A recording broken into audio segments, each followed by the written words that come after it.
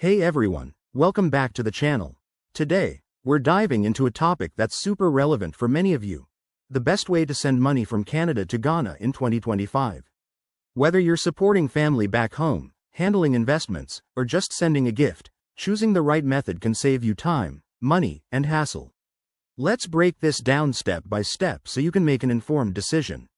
First, let's talk about the traditional options. Banks like RBC or TD in Canada can handle international transfers, but they often come with high fees, sometimes up to 2 to 3% of the amount, and exchange rates that aren't always in your favor. Plus, these transfers can take 3 to 5 business days to arrive, which isn't ideal if you need the money quickly.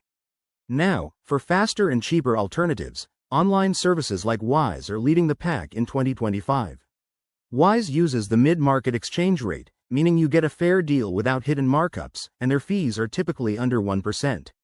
Transfers can land in Ghana in just a few minutes, and it's super easy to use. Just link your bank account and go.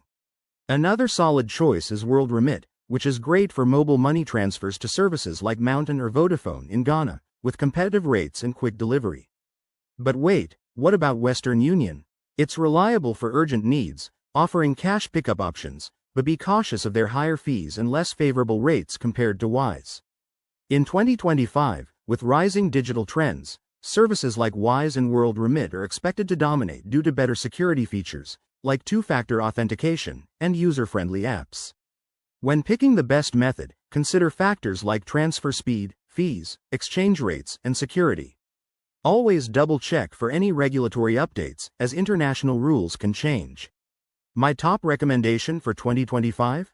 Go with Wise for its low costs and reliability. It's a game changer for Canada to Ghana transfers.